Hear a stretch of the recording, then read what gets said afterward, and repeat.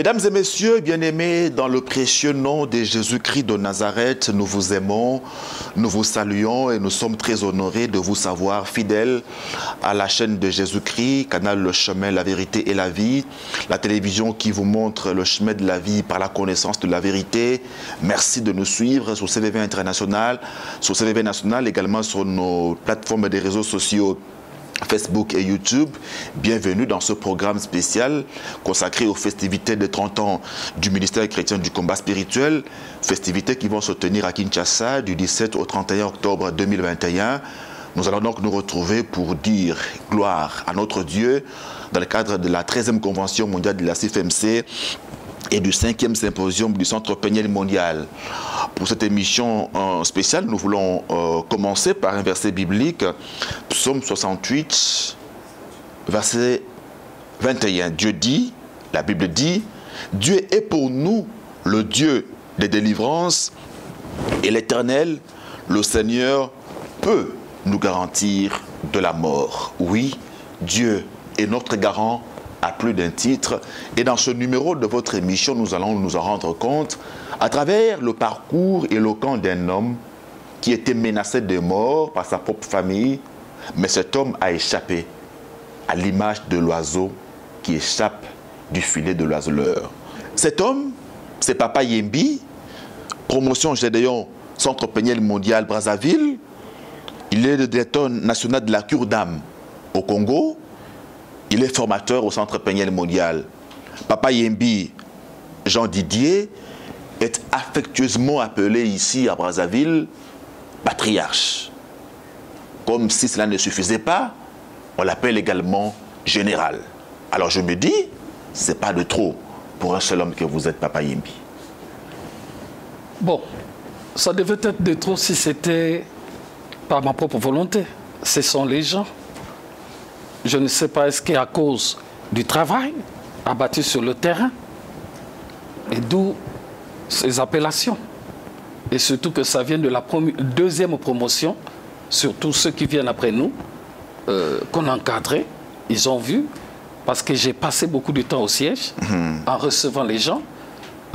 À cette époque-là, je m'occupais de la délivrance, la CFMCJ, c'est ces centres Peniel, et j'étais le permanent. Donc je recevais tous les missionnaires qui quittaient Kinshasa pour arriver ici. Alors vous voyez que... Et je suis resté avec eux pendant longtemps. L'homme orchestre. C'est bon comme ça. 30 ans, c'est l'heure du bilan, l'heure de l'évaluation. Quelle évaluation faites-vous de la cure d'âme ici en République du Congo? Bon, normalement le travail évolue très bien parce que dès le départ, c'était pas facile, on n'était pas nombreux. C'est ce qui faisait que je commençais à recevoir les gens le matin jusqu'à 12 h, puisqu'il fallait faire le marché pour les missionnaires, parce qu'il n'y avait pas de cuisinier. Bon, moi, quand on m'a dit, va comme permanent au Centre Peniel, on ne me dit pas qu'est-ce que je vais faire. Mais j'arrive, je découvre que non. On me dit, tu dois te débrouiller. Comme les missionnaires ne pouvaient pas aller manger n'importe où. C'était pas trop bien. Au départ, c'était encore embryonnaire. À ce moment, vous n'êtes pas marié, hein? Bien sûr que j'ai une femme et des enfants, et on met de loge. Et au début, c'est pas facile quand vous dites à quelqu'un, abandonnez votre maison, venez vivre au siège. Quitter à cette époque-là, c'était même difficile. Nous sommes les premiers à quitter, à abandonner tout ce qu'on faisait. Parce qu'à l'époque, le coordonnateur, c'était le colonel Malonga, il est aux États-Unis. Alors il décide au cours d'une réunion, Papa Ndongo à cette époque était directeur national. Maman, il dit à maman, dit, il faut un permanent. Quelqu'un, cherchez-moi quelqu'un de sérieux. Et on me convoque. On me dit, à partir d'aujourd'hui, tu es permanent du Centre Peniel, tu quittes chez toi. Mais je dis, mais j'ai des enfants, moi, à bas âge. Mais qui va les éduquer? On vous parle un peu dans un ton militaire, hein? Bien sûr. À lui, il parlait comme ça, il était sévère. Maman était là, regardait, riait. Mais j'ai dit, mais j'ai des enfants. Je fais comment? Il dit, de toute façon, tes enfants, ta famille, c'est Dieu qui s'en occupe. Toi, tu restes là, tu vas venir. Ah, j'ai dit, mais qu'est-ce qui se passe? Vous êtes parti à votre corps défendant? Vraiment, dans un premier temps, je ne comprenais pas. C'était difficile. Vous voyez un peu pour un chef de famille quitter et puis venir. Mais pourquoi vous n'avez pas carrément dit non? Dire non, parce que d'abord, d'où je viens, je ne dormais pas bien. Chaque fois que je dormais, on venait m'étrangler. Chaque nuit, on venait me lier et on m'amenait. Le seul salut à l'époque que je trouvais, c'est les connaissances empiriques du catholicisme romain. Et je disais, j'appartiens à Jésus-Christ, on me lâchait. Mais le lendemain matin, je me retrouvais à l'hôpital. Donc tout le temps, vous étiez malade? Mais bien sûr, malade comme tel, c'est des manifestations extraordinaires qui c'était difficile à expliquer. Parce que je pouvais être en bonne santé comme ça, gros et tout, mais la situation peut basculer en une fraction de seconde. C'est fini, je me retrouve à l'hôpital. Et je suis allé un peu partout chercher la face de Dieu. J'ai été obligé de fuir. De fuir? Oui, je quitte Pointe-Noire. J'ai dit, je profite pour les études universitaires, je viens ici. Mais quand je viens ici, le ministère n'était pas encore né. Même à l'étape embryonnaire, ça n'existait pas encore là-bas. Donc il fallait chercher, à gauche et à droite, qu'est-ce qu'il faut faire? J'ai dit non, moi je croyais que fuir, aller loin, je pouvais fuir la malédiction, je pouvais fuir les sorciers. Ouais. Mais c'était une erreur. Et du coup, quand j'ai vu les collègues qui étaient avec moi à l'école, au lycée, à Pointe-Noire, à l'université, sont partis, sont revenus, j'ai dit non, non, non, je préfère mourir. Et c'est comme ça que j'ai eu des mauvaises pensées. Je sortais à partir de 23 h. Et les jeunes qui revenaient avec moi à Pointe-Noire, qui étaient aussi à l'université, mes grands frères, tu sors, je dis, je fais les 100 pas. Et un jour, je suis sorti à 1 h du matin. Et j'ai entendu une voix qui me dit, avance un peu devant. Et quand j'arrive comme ça, c'est un arbre géant. Il dit, tu peux faire. Donc j'ai regardé, j'ai dit, ici, je peux me pendre. Oh. Ah oui, parce que je ne pouvais pas. C'était difficile. J'ai dit, ici, je peux me pendre. Pendant que je regardais comme ça, et j'entends quelqu'un derrière moi. Il dit, mon frère, pourquoi? Pourquoi tu veux faire ça? Quand je regarde, c'est un militaire. Ce militaire-là, je ne sais pas si c'est lui ou Dieu qui avait pris sa face.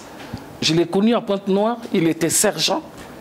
Il venait faire le bac avec nous pour que ses galons montent. Et il me dit, ne fais pas ça. Il me dit, ta mère vit encore, ton père vit encore. On semble donner le tort à ta mère, mais ta mère n'est pour rien. Alors ces paroles-là ont révolutionné mes pensées. J'ai dit, je dois connaître qu'est-ce qui se passe. Et je suis parti à Pointe-Noire. J'ai dit à ma mère, je veux parler à papa. Il dit, non, non, non. Lui, il raisonne beaucoup. Va voir son grand frère.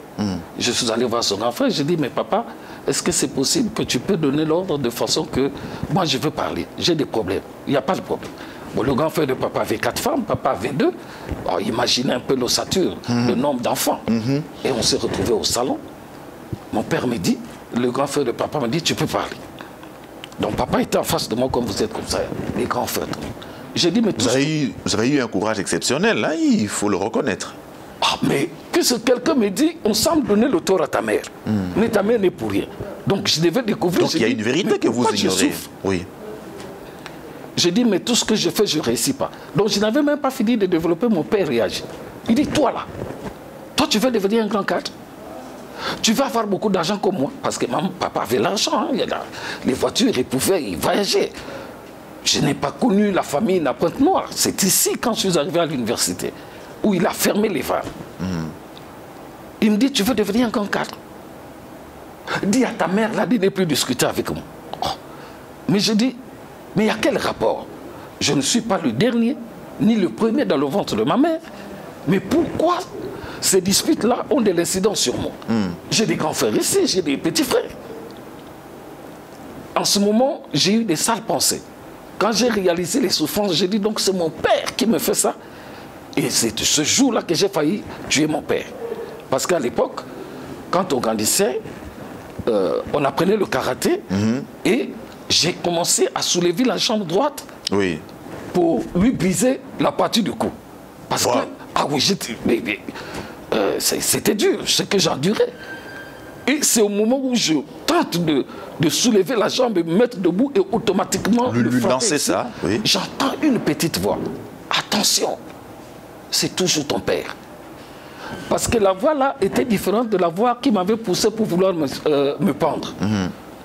Et je me suis calmé. Tout le monde, ils ont commencé parler sévèrement à papa. Ma mère sort. Je suis ma mère à l'extérieur.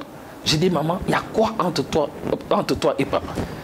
Il dit, le problème, il n'y a pas de problème. C'est que lui, quand je dors, quand je constate que tu as fait un accident, que tu vas mourir, je le réveille, je dis, mon fils ne va pas mourir. Et je veux voir ses soeurs. Donc pour lui, si les gens sont au courant qu'il est sorcier, c'est à cause de moi, ta mère, à cause de ton problème. Ah, j'ai regardé ma mère, je dis, c'est pas possible. C'est complexe. Il dit, lui, il t'avait vendu. Il faut que tu meurs. Parce que sinon, s'il te laisse, tu vas le dépasser. Mais je dis, mais je suis à l'école, comment je peux dépasser quelqu'un comme ça? Il a beaucoup d'argent, il chante de voiture comme il le veut. Mais je veux le dépasser comment? C'est impossible. Moi, je ne comprenais rien. Il dit, il t'avait bloqué. Tu vois, tes frères là, ils ne progressent pas beaucoup parce que tu n'es pas mort. Il faut que tu meurs pour qu'ils libèrent les autres aussi. Ce n'est pas vrai. Ah. Alors c'est ce jour-là que j'ai réalisé que si ma mère était de mèche avec mon père, je mourrais. Et puis ma mère... Elle a servi un peu de bouclier, hein, voilà, pour vous. Vraiment un grand bouclier. Papa et les tantes ne l'aimaient pas parce qu'elle parlait. Donc quand elle voyait quelque chose de mal contre moi, elle se lève, elle parle. Mon fils ne va pas mourir. Vous allez voir. N'essayez surtout pas. Et après elle me dit, il y a une solution. J'ai dit, il y a une solution. Laquelle? Il dit, il faut que je meure à ta place.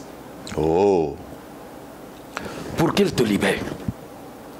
Parce que ma mère voyait des collègues, parce qu'à Pointe-Noire, quand on est arrivé ici, il y a des collègues qui ont refusé de continuer à l'université. Et ils sont rentrés dans des sociétés de pétrole. Et maman voyait comment ils prospéraient. Donc pour elle, c'était un grand souci pour moi de voir son fils traîner comme ça. Alors il dit, la solution, il faut que j'accepte de me sacrifier à ta place, puisqu'il veut te tuer. J'ai dit non, tu ne peux pas faire ça. Bon, qu'est-ce qui prouve? Toi, tu te sacrifies pour moi. Tu es parti. Qu'est-ce qui prouve qu'il va me libérer? Puisque tu ne seras plus là. 2. Si tu meurs et qu'il me libère, je serai un fils malheureux. Parce que dans ma tête, je dirais quoi à mes enfants? Que si je suis devenu comme ça, ma mère était morte à ma place. J'ai dit, ne fais pas ça. Je repars. Comme chaque fois que je reviens ici, je fais des accidents, je tombe malade. Je repars à Brazzaville. Je m'avais cherché un Dieu qui va me délivrer. Un Dieu qui va vous délivrer. Oui. Mais le ministère n'était pas non plus né. Alors, quand j'arrive à Brazza, c'était difficile. Les collègues qui sont rentrés, ils m'ont amené chez une femme. Bon, la femme là disait tout ce qu'elle pouvait dire. Tout ce qui se passait dans ma famille. Et puis après quelque temps, le même collègue revient. Il est colonel. Et il toque devant ma porte et commence à pleurer. Et je dis, mais il pleure pourquoi? J'ouvre, je dis qu'il est mort. Il se met à genoux, il me demande pardon. Il dit, pardonne-moi. Je dis, mais tu n'as rien fait. Il dit, non, là où je t'avais amené là, la maman là, ce n'est pas une vraie servante de Dieu. C'était à Bifouiti, un quartier de Brazzaville. Mais j'ai dit, mais tout ce qu'elle dit, c'est la vérité, c'est ce que je vis dans ma famille. Il dit, non, je suis allé là-bas, j'ai vu son staff à l'extérieur, j'ai demandé qu'est-ce qui se passe, oh, maman est malade. Donc nous, on rentre pour aller prier pour elle. Et on me dit, allons-y. Donc quand je rentre au salon, il n'y a pas de problème. Dès que j'arrive dans sa chambre, je constate qu'il y a une tombe dans sa chambre. Je dis, attends d'abord. Est-ce que toi, je sais qu'en Afrique, il y a des tombes devant les parcelles, derrière. Mais pas dans une chambre, la chambre. quand même. Mais c'est à peine croyable. Il dit, je te dis, il y a une tombe et la photo d'un homme incrusté là. Je dis, tombe avec carreau. Mais ce qui me fait mal, c'est moi qui t'ai amené là-bas.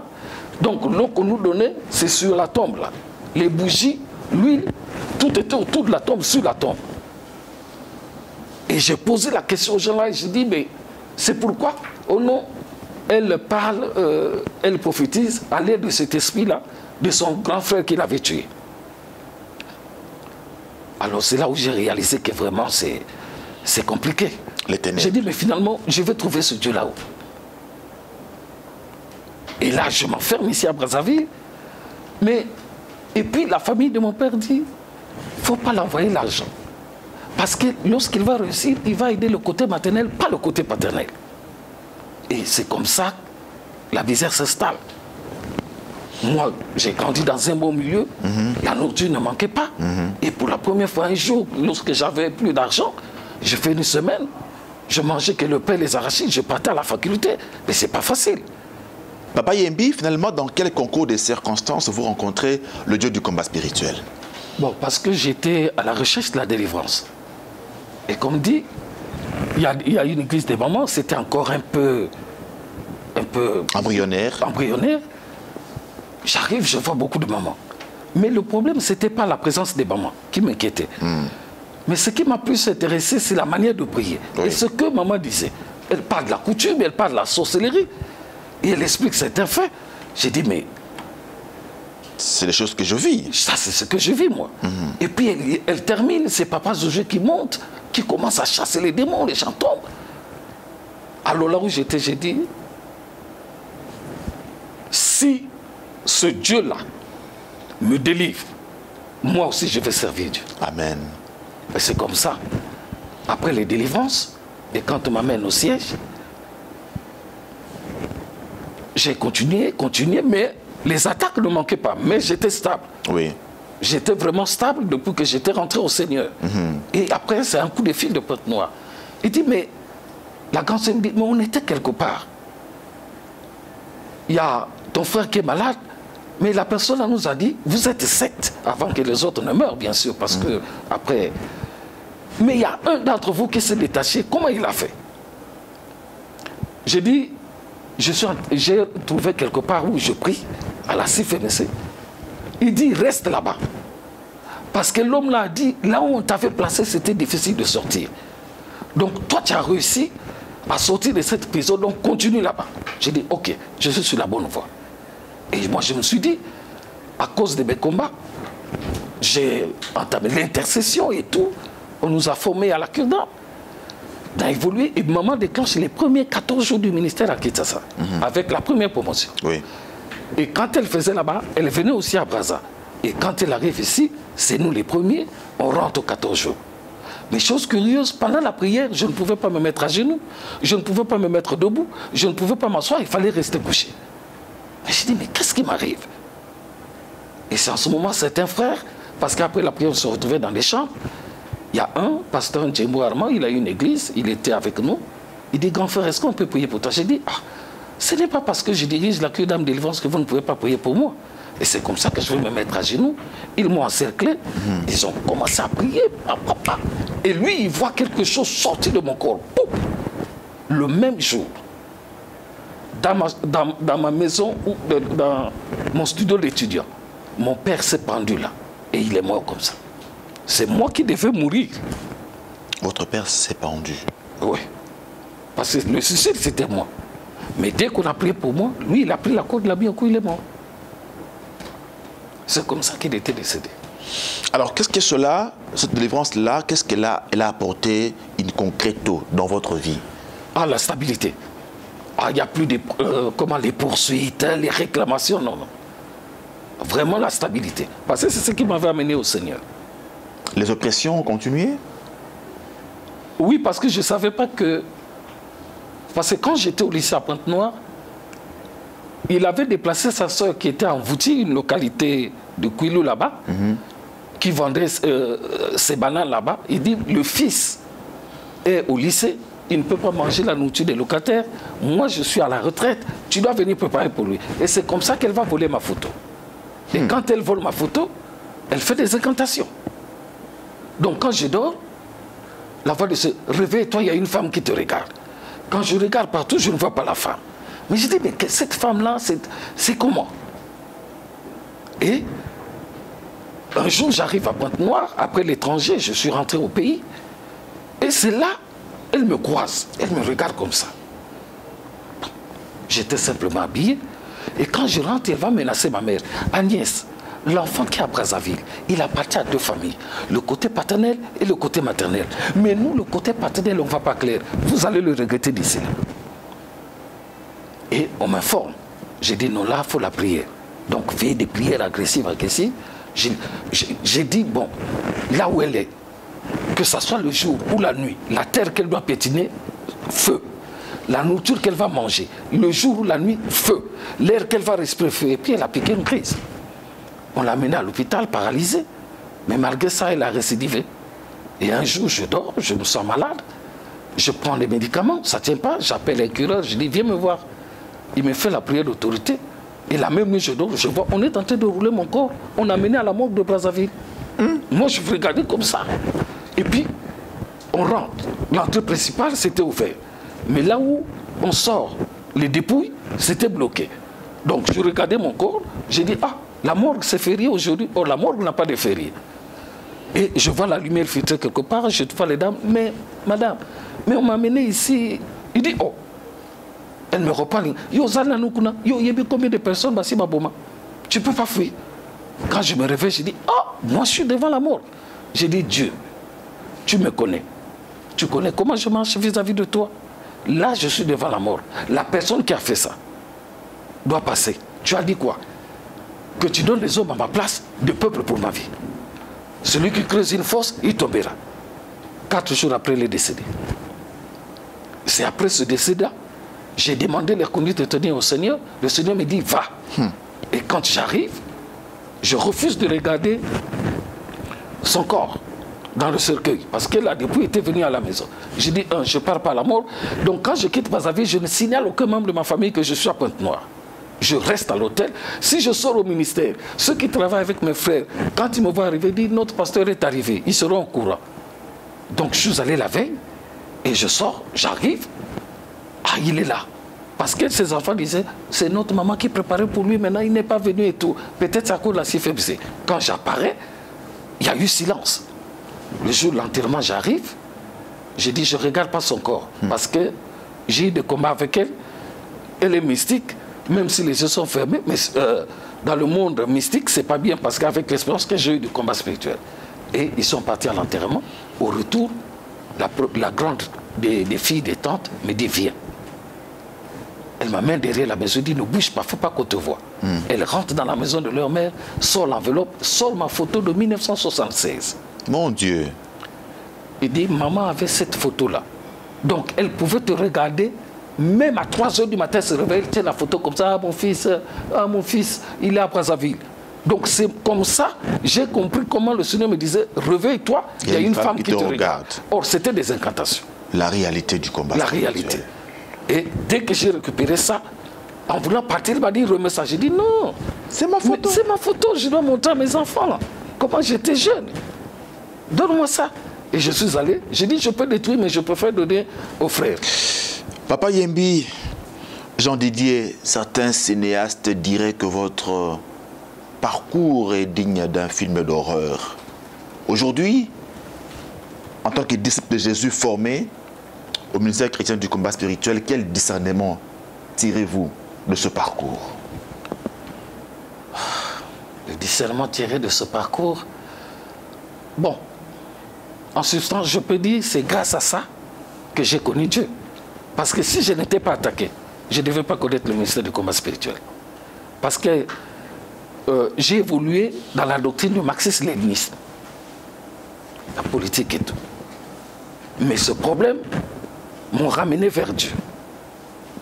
Et c'est ça, la grâce que j'ai eue. Parce que lui, c'était ça.